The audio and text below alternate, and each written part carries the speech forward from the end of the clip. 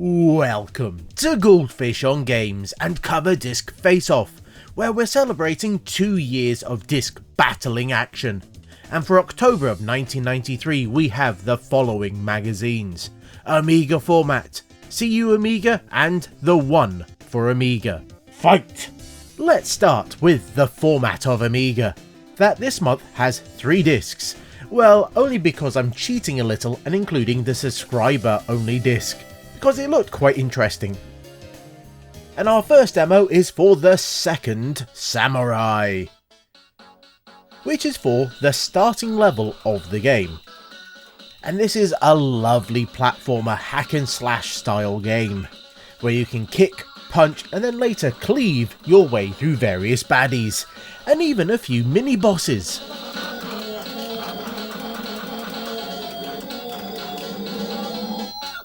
And it's not just mindless slashing either, as we find this creature that you have to use the water from the floaties to kill. Now, I've never quite worked out why you have to kill this, or what you get from doing it, because you even have to teleport into this area and it's not somewhere that you would normally go. So if you know, then tell me in the comments. Now, this is a great demo for a great game, and I played it loads back in the day. And what makes it even better, it's more than just a single level, as you can get quite far into the second one, which is far bigger in scope. But there does seem to be a few issues, mostly with the graphics and the sound, as it seems to be missing a few in places and the graphics get a little bit messed up. Now, this might be the disc, or possibly because I'm playing it on the 1200. And the final release of the game, well, it actually had 2 completely separate versions and you had to use the right ones. So, not sure. But either way, this is a fun and sizable demo. The second disc contains Skidmarks, the racing kind that is. Now, we've seen this game in a few demos, but each has been a little bit different. Here we have 2 players in a 4-car race in a relatively basic car, and you get to drive around an equally basic track.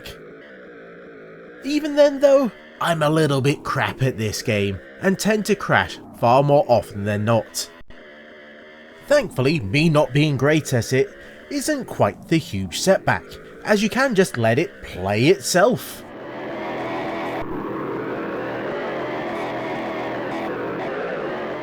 And overall, I think this puts in a really good showing for the game. The cars look great, being 3D rendered and thus having lots of frames at various angles, and it all moves quite fast. Even if this was a game that I was never particularly great at, I did have a lot of fun playing it with mates back in the day, and I'm sure this would have sold quite a few people on the title, even if it didn't quite get me. The final bit on this disc was a bit of software to help with printing, but seeing that I don't have a printer for the Amiga anymore, and I don't really want one, this isn't really all that useful or interesting to look at. So instead, we're going to boot into Workbench to check out the extra subscriber disc. Now, these were discs that were only given out to, well, the subscribers. And it's a little bit buggy. And what's that hiding under this window? It's roaches! Yes, the first item on the disc is Ameroid, a program that will put roaches on the desktop, that will try and hide behind whatever windows you happen to have open at the time. Not something you would mess around for too long, possibly more of a gag thing that you would do to someone else. So let's move on to Minefield, which, as you might have guessed from the name and the icon, is a Minesweeper clone. And a well done one at that, as you can select from a number of sizes of grid, as well as how difficult it is. And it's a pretty nice take on the game, with little in the way of extras or frills really. But then there isn't too much you can do with a game that's trying to work out where the mines are based on the number clues that have been given. It does score you based on the size and the difficulty and how quickly you completed it, so overall it does a decent job of recreating that classic Windows game. Next we have a singing Amiga. Daisy, give me your answer. True. I am half crazy for the love of you. It won't be a stylish marriage. I can't afford a carriage. But you'd look sweet, you, on the seat of a bicycle built for two. Very nice. Now, there are also a few other tools for checking for viruses or looking at memory, but really the last of the PD games is Extreme Violence, which was a 2-player game in which you have to hunt down the other person in this arena. Now, weirdly, you can actually hold down the fire button and you'll keep shooting, but it'll only send out a bullet when you let go. Being multiplayer, it's not the easiest thing for me to show off. But thankfully there are a few power-ups and other bits and pieces that you can collect that can make the game a little bit more interesting. And I think the levels are randomly generated possibly, so it will be different every time. I'm not sure it quite lives up to the name, even if the death of the other character is a bit violent with blood going everywhere, but you only see that for a few seconds and then you're on to the next level. With it being multiplayer only, I can't really say too much about this title, but it did seem fun for what I played, and I can imagine it being far better with someone else.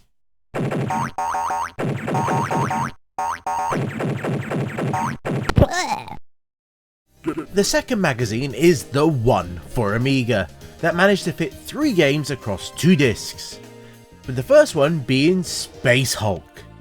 A sizable demo as it has multiple levels, but you're gonna have to be really good if you're gonna see past just the first, as this seems to be a bit of a cross between a first-person shooter and a tactical game, as you can pause the action at any time, and then you can go into a map view and give orders to your Space Marines, or you can just use the arrows to directly control them as well as shoot.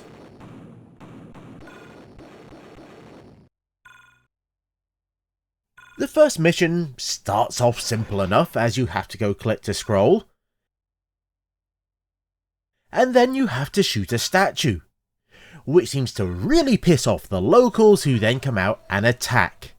And they are fast, they are constant, and they are relentless. So you can't just sit back and take them on, you need to leg it. And more often than not, they will take you down. And I don't think I've actually been able to complete this mission at all. I've gotten very close, but that is not enough. Now, I've not really played this version before, as it seems it came out on quite the range of platforms. And I think the humble Amiga might be struggling a little bit here. But I do think it looks pretty decent, and this would have been a great demo to have back in the day.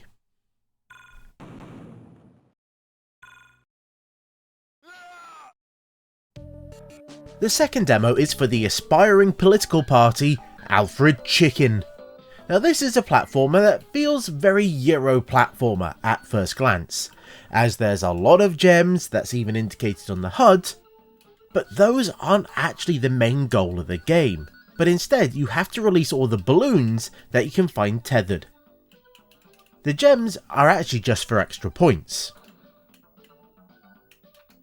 And it also seems that this, like Alfred's attempt at becoming an MP, Fitzhugh, Carl, 18 votes. The Alfred Chicken Party? is a one and done kind of thing, as there's only a single level for this demo. So it's lucky there are actually a few secrets for you to find, like getting the jam that lets you fire balls, which thankfully act like the Mario Land ones, as it can collect items in the world and it will bounce around. But you can also use it to make hidden blocks show up.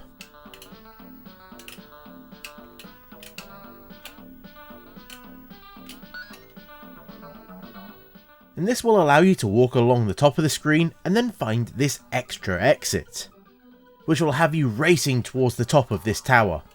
None of this is obviously required as it's just for extra points, but it does add a little bit more to the demo. This is not the greatest platformer, and being a single level, it's not the greatest demo ever, but I did have some fun playing it.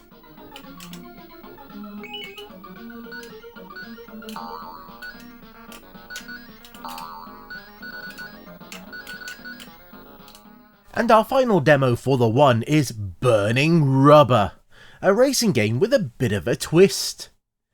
Because at the start, you get to pick the route that you want to take, by selecting the various roads that should eventually lead you to the finish line. Now you might think it'd be really sneaky to select the longest to try and get the most out of the demo, but you only get 2 minutes of in-game racing time, which is nowhere near close enough for you to be able to complete any route that you might take. Now in game we find it's a night level set near Vegas, and it has a very Outrun or Lotus look and feel to it. But the controls are slightly different, as it's not the normal hold up to keep going, it's more like pushing up and down to set the speed that you want to move at, with the hills and corners influencing that speed, so you might need to change it afterwards.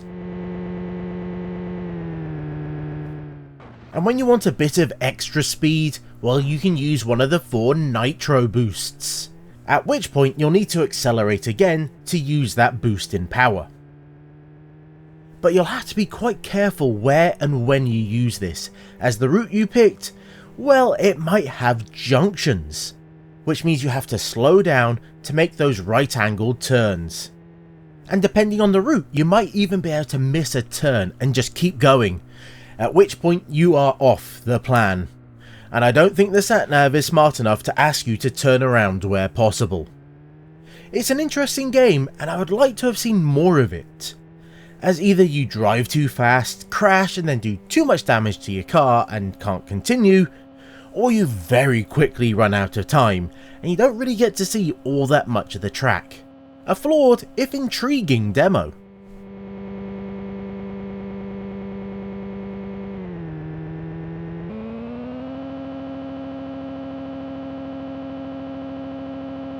The final magazine for the month is CU Amiga, that over a couple of discs gave us a few PD games as well as some demos, and a few extras. The first game is for Ameroids, which sounds more like a medical condition than a game, or might make you think it's asteroids made in Amos. But really, it's neither, as it's a side-scrolling shooter, in which you have to blast your way through asteroids. Yes, it's basic, but it was a part of a series for learning Amos that the magazine was running at the time. Now these days you could just check out the Yawning Angel Retro channel, who's been doing some much better tutorials, but they did thankfully include the full source code for this game on the other disc. And it did have a few extras like a score screen and stuff, so it's not the worst PD title we've ever seen. Now along with this we get another tool to help with printing, this time in colour if you have a single ink ribbon printer. Now these days obviously not too useful, but back then, yeah, I could see it being good if you had one of those older printers that couldn't do colour. And just like the previous printer software, I can't really show it off all that well. So let's move on to the games, and the first demo is for Wonderdog, which is a platformer from Core, who are known for putting out some fun and interesting platformers. This one though feels a little bit more average than most, or at least this level does, as while it has a more Mario style game in which you have to just make it to the exit, the level design isn't amazing. As for a while I thought I was stuck, but it turns out that the areas that have this barely visible change in colour, well, you can drill down in those spots. Your main attack is throwing stars, which bounce around a bit and can be quite a bit of a pain to aim correctly, as there's these blocks that you can break with them, which will then typically lead you to more points and health. But sometimes it's required to actually make progress. as well as needing to be able to do this running slide to get through these smaller gaps. The funny thing is, if you fail and you're almost at the end, you will always return back the direction they came. It doesn't matter that it will be quicker going the other direction.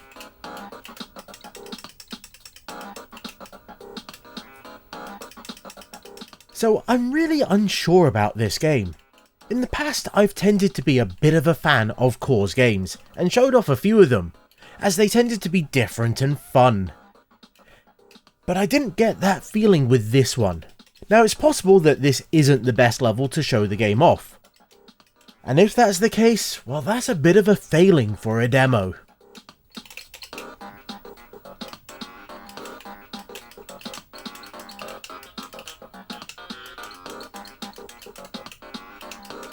The final PD game of the episode is for Berserk. This was quite clearly inspired by Berserk. And based off the graphic style, well, it looks to be made by the same person that did Mine Runner, that PD game we checked out in the previous episode.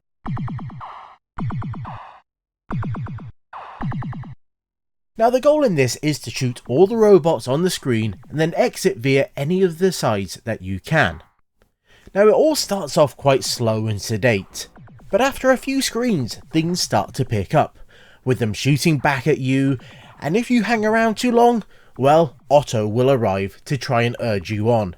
Now you can exit early, but all that really means is that you'll return to the same screen and have to clear it all over again. And that question mark? Well, that seems to do the exact same thing with it restarting the level.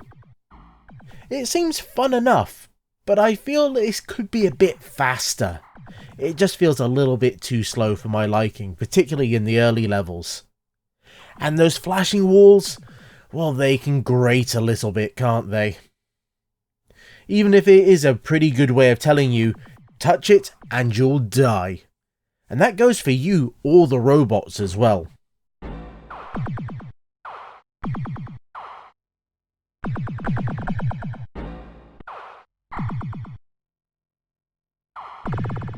And this leads us on to the final demo of the episode, Mean Arenas. Dungeon Zone coming up. Whoops. He's gonna have to use those gems. Oh yes. Which is what you get when it's decided that what Pac-Man really needed was having two people giving commentary, having large mazes full of random things, like weapons that help you clear a screen, or keys that you need to open up some areas, or traps that will fire at you. And even things that look like holes or trapdoors, well, they actually lead you to lower areas, but you can teleport back or find a set of stairs. So basically they figured Pac-Man really needed far more complexity and violence. The basic idea of this is fine, but it feels like something's a bit off in the gameplay.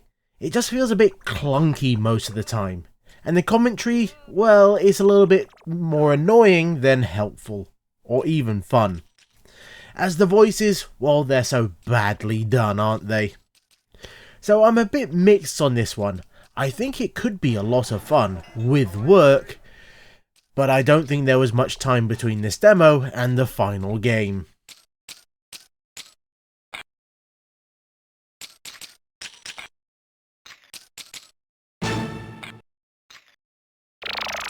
And there we have it, bit of a lighter month than the previous ones, but I do think there were still a few good games, and the results are as follows.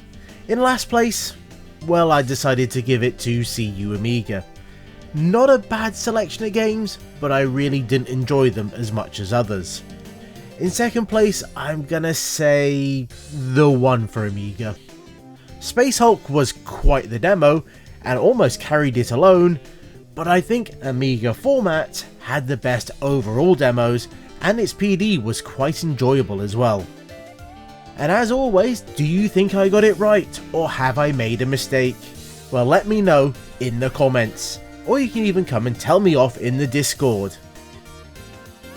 And until next time, I was the Goldfish, that was Oh No, My Sword, and this was Goldfish on Games.